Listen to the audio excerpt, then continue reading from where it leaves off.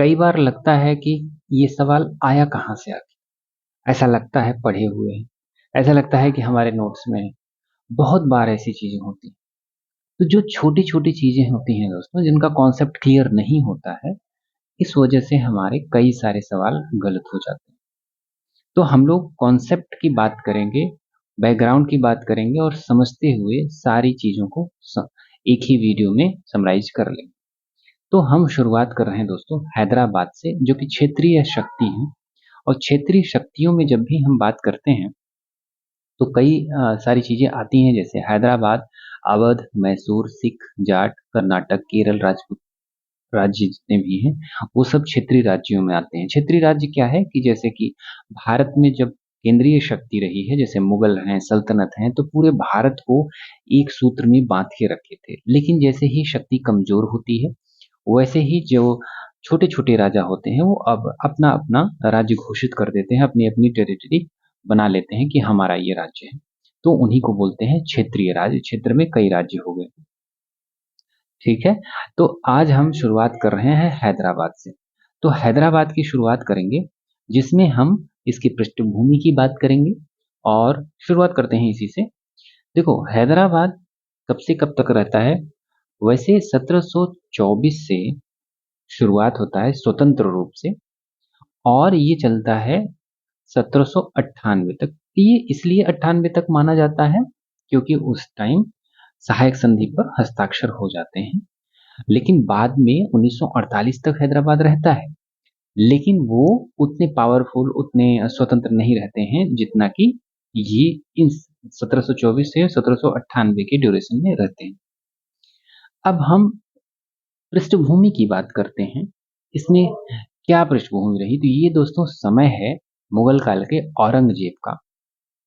औरंगजेब का शासनकाल चल रहा है और उसकी लगभग मृत्यु होने वाली है 1707 के आसपास। यानी 1707 में औरंगजेब की मृत्यु हो जाती है।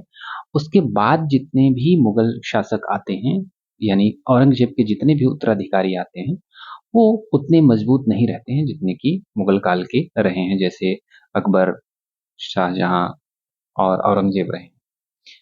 तो इसके परिणाम स्वरूप क्या होता है कि क्षेत्रीय शक्तियों ने स्वयं को स्वतंत्र घोषित करना शुरू कर दिया। तो जैसे कि हमने बात की कि सेंट्रल पावर कमजोर होगी तो क्षेत्रीय शक्तियों का उदय शुरू हो जाएगा।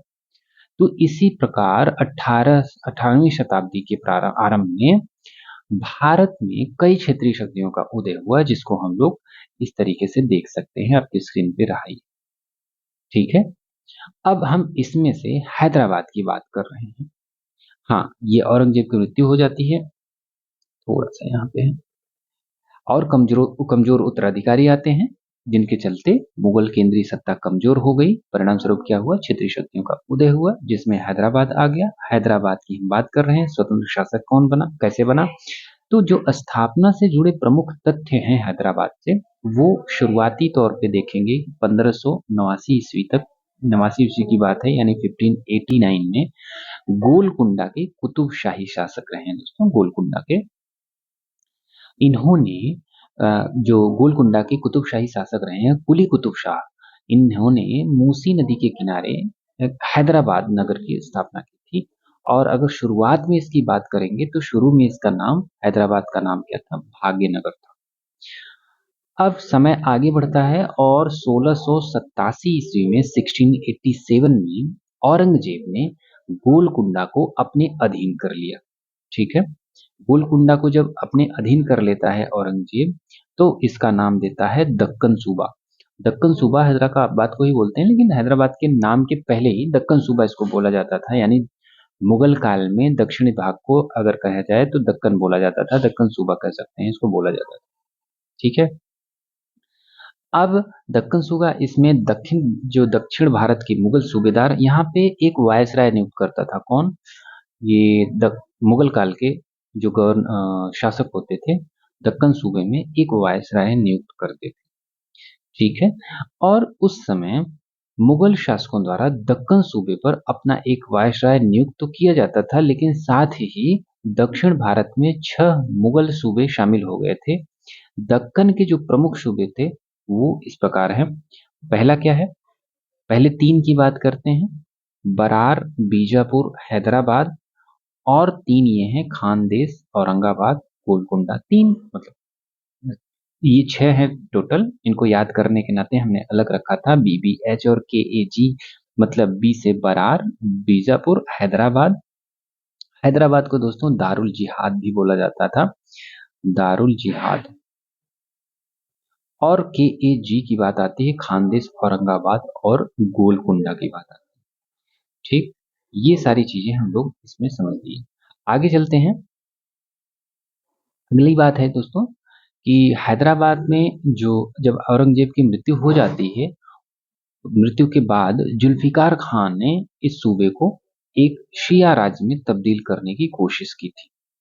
ठीक, जब शिया राज्य में तब्दील करने की कोशिश की थी जुल्फिकार खान ने, लेकिन उस टाइम वो असफल हो गया था।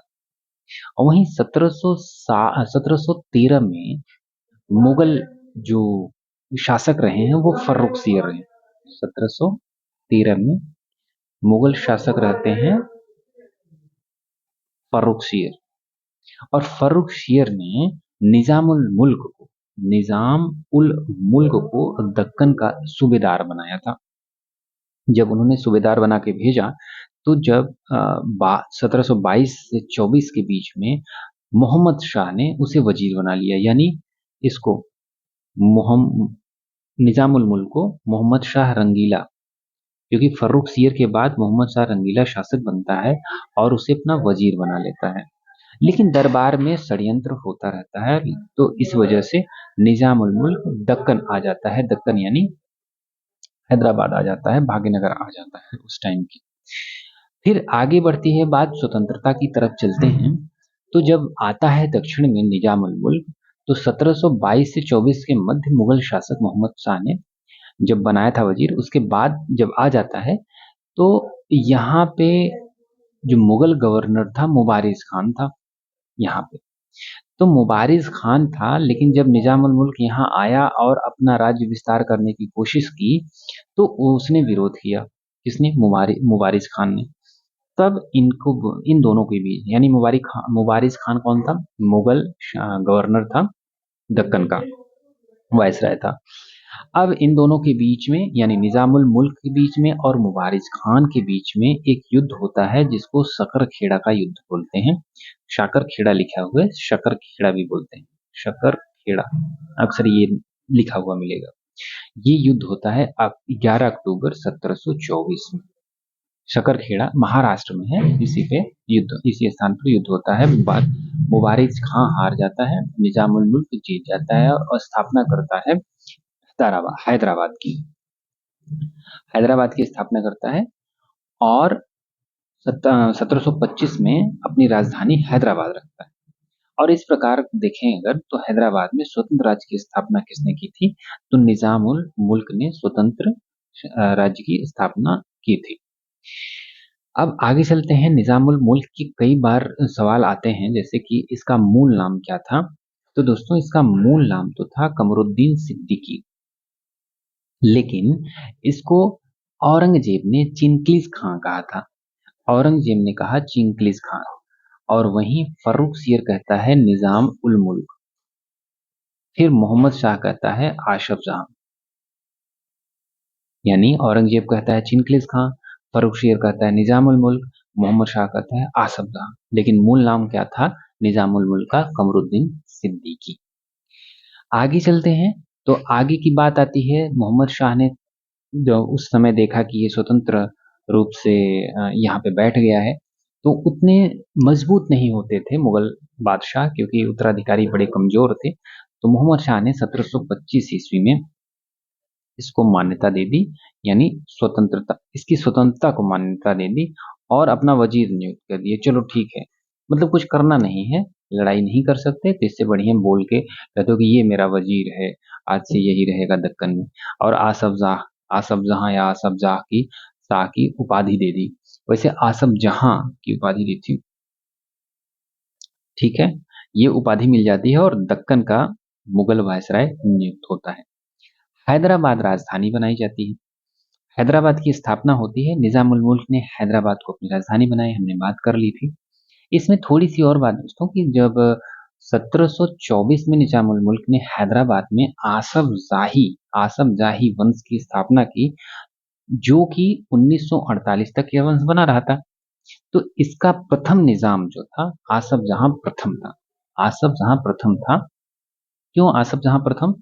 क्योंकि जब इसको उपाधि मिली आसफ जहां की, तो इसके जो शासन का नाम था आसफ जहां प्रथम। वो निजामुल मुल्क का ही नाम है आसफ जहां प्रथम। इसने 1724 से 1748 के बीच तक शासन किया था। 48 में इसकी मृत्यु हो जाती है। और इनके बीच में क्या क्या होता है? तो वर्ष 1727 तक तो सारी चीजें सही चलती रहती हैं। मराठों से भी संबंध अच्छे होते हैं, मराठे भी थे यहीं पे। इसको जीत लेते हैं बाद में, क्योंकि ये बाद का मैप है इसलिए पूरा हैदराबाद ही दिखाया गया है, मराठा यहीं पे थे। तो ये बात आगे बढ़ती है। वर्ष 1727 तक निजाम और मराठों के बीच संबंध अच्छे रहते हैं, मधुर रहते हैं। लेकिन संबंध खराब हुए क्योंकि जब चौथ और सरदेश मुखी कर जो था, जो मराठे कर लेते थे। मराठे कौन सा कर लेते थे? चौथ और सरदेश मुखी। उसको हैदराबाद के निजाम ने देना बंद कर दिया और कोल्हापुर के संभाजी द्वितीय को मदद करना शुरू कर दिया। तो उक्त कारणों के चलते अगर देखा जाए तो मराठा पेशवा उस टाइम बाजीराव प्रथम थे, और निजाम के बीच में मराठा पेशवा बाजीराव प्रथम के बीच में हो जाता है युद्ध। तो इस युद्ध को बोलते हैं पालखेड़ा का युद्ध। ये काफी बार आया है दोस्तों, पालखेड़ा का युद्ध। अगर इस युद्ध की बात करें तो ये होगा 28 फरवरी 1728 ईस्वी में। और ये दो लोगों के बीच हुआ था। कौन कौन थे? एक तो ये थे भाई कि निजाम रहेंगे, निजाम यानी हैदराबाद के निजाम, निजाम उल मुल्क। और क्योंकि ये मुगल सेना साथ रहती थी इनके, तो मुगल भी इनके साथ आ गए थे। और इनके अगेंस्ट में कौन थे? पेशवा बाजीराव। ये थे वो पेशवा मराठों के, मराठा की तरफ से बाजीराव प्रथम थे। तो जिसमें निजाम पराजित हो जाता है, निजाम को पराजय की झेलनी पड़ती है। और इसी वजह से 6 मार्च 1728 को मुंशी शिवगांव की संधि होती है। और मुंशी शिवगांव की संधि के अंतर्गत मजबूरन शर्तों को मानना पड़ता है निजाम को। उसमें क्या था कि भैया चलो ठीक है, अब चौथ और सरदेश मुखी देना देंगे वो जो कर है, और कोल्हापुर के संभाजी द्वितीय को उनकी मदद नहीं करेंगे। ये बात हो गई। अब दूसरी बात होती है 1739 में यहाँ पे नादिर शाह का आक्रमण होता है भारत पर, दिल्ली में। तो नादिर शाह ने उस समय दिल्ली का सम्राट बनने के लिए प्रस्ताव दिया था कि भाई निजामुल मुल्क तुम दिल्ली के सम्राट बन जाओ। लेकिन उन्होंने निजामुल मुल्क ने मना कर दिया, अस्वीकार कर दिया था। वहीं 1728 में जब निजाम की मृत्यु हो जाती है, जब निजाम की मृत्यु हो जाती है, तो दो लोगों में यानी भतीजा था मुजफ्फर जंग, मुजफ्फर जंग और नासिर जंग, इन दोनों में भाई हो जाता है उत्तराधिकारी युद्ध, जिसमें नासिर जंग का पक्ष ब्रिटिशर्स दे रहे थे और मुजफ्फर जंग का साथ फ्रांसीसी दे रहे थे। दोनों के बीच यही उत्तराधिकार का मुद्दा था, जो आगे बढ़कर कर्नाटक युद्ध में तब्दील हो जाता है, जो कि दूसरा कर्नाटक युद्ध होता है 1949 से 56 तक, सॉरी 1749 से 1749 ईस्वी में दूसरा कर्नाटक युद्ध शुरू हो जाता है। और ये उत्तराधिकार के मुद्दे पर ही था। किसके उत्तराधिकार के? हैदराबाद के। और बाद में कर्नाटक के भी यहाँ पे कर्नाटक था, कर्नाटक के भी उत्तराधिकार का मुद्दा इसी के साथ चल जाता है। और जिसमें चंदा साहब और अनवरुद्दीन का मुद्दा था, वो बाद में देखेंगे। इन दोनों को मिलाकर ही ये कर्नाटक युद्ध, द्वितीय कर्नाटक युद्ध हो जाता है, जिसमें मुजफ्फर जंग शासक बनता है क्योंकि फ्रांसीसी जीत जाते हैं। और हैदराबाद के मामले में यूरोपियन का हस्तक्षेप बहुत बढ़ जाता है। जब मुजफ्फर जंग की मृत्यु होती है दोस्तों, तो उसके बाद सलावत जंग शासन करता है। सलावत जंग शासन करता है। और सलावत जंग के बाद 1762 में आशफ जहां द्वितीय शासन शासन गद्दी पर बैठता है, आसफ जहां द्वितीय की उपाधि के साथ बैठता है। सॉरी, आसफ जहां द्वितीय के साथ सलावत जंग 1762 में ही ये दूसरे निजाम के तौर पर बैठता है और निजाम अली खां सिद्दीकी निजाम बनता है दूसरे के तौर पे, और 1803 तक निजाम रहता है। ठीक है, इस चीज को हम थोड़ा सा फिर से बोल दे रहे हैं, शायद कंफ्यूजन हो गई होगी। देखो, जब मुजफ्फरजंग शासक बना तो हैदराबाद के मामले में यूरोपियन का हस्तक्षेप बढ़ गया। तो मुजफ्फरजंग की मृत्यु के बाद सलावत जंग शासक बना।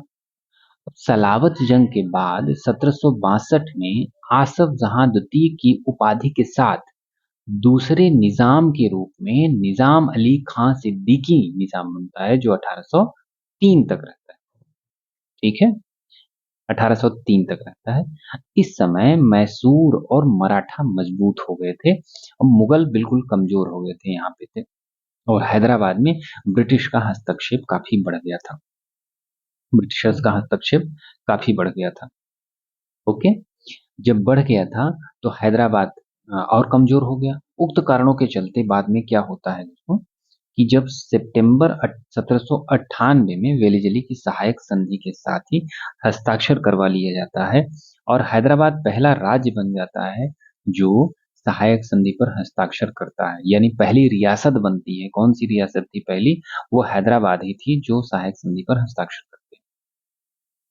ठीक है, उस समय स्थिति क्या थी देख लिए कि मैसूर और मराठा मजबूत हुए, इसलिए मैसूर और मराठा के बीच में आंग्ल मैसूर युद्ध और आंग्ल मराठा युद्ध होते हैं। मुगल कमजोर हो गए थे, हैदराबाद में ब्रिटिशर्स का हस्तक्षेप बढ़ गया था। ठीक, परिणाम क्या हुआ, ये सारी चीजें समझ में आ गई हैं। अब आगे चलते हैं दोस्तों। उस समय दक्कन सूबे हमने शुरुआत में ही देख लिए थे कौन कौन से थे। इनमें शासक के रूप में सिर्फ ये आता है कि भाई पहला क्या था, निजाम उल मुल्क आसफ जहां प्रथम जिसको बोलते हैं। और दूसरी की बात कौन आती है? दूसरा था मुजफ्फर जंग जो भतीजा था, तीसरा था सलावत जंग, और चौथा था निजाम अली खां सिद्दीकी जिसको बोलते हैं आसिफ जहां द्वितीय। पहला कौन सा था? निजाम उल मुल्क। तो इस तरीके से हम लोग वो हैदराबाद को अच्छे से समझ लेते हैं। और दोस्तों हैदराबाद में इससे ज्यादा मुझे नहीं अभी तक मिला सवाल कि जो आया हो, और कॉन्सेप्टुअल जो क्लियरिटी थी मुझे लगता है ये यहाँ तक संभवतः ठीक रहेगी। और इस तरीके से पढ़ते हुए आप पढ़ेंगे, आपने सिलेबस को कंप्लीट करेंगे तो बाद में आपको समस्या नहीं होगी। तो मिलते हैं दोस्तों किसी अगले वीडियो में, तब तक के लिए धन्यवाद। और चैनल को सब्सक्राइब ना किया हो तो जरूर कर लीजिए।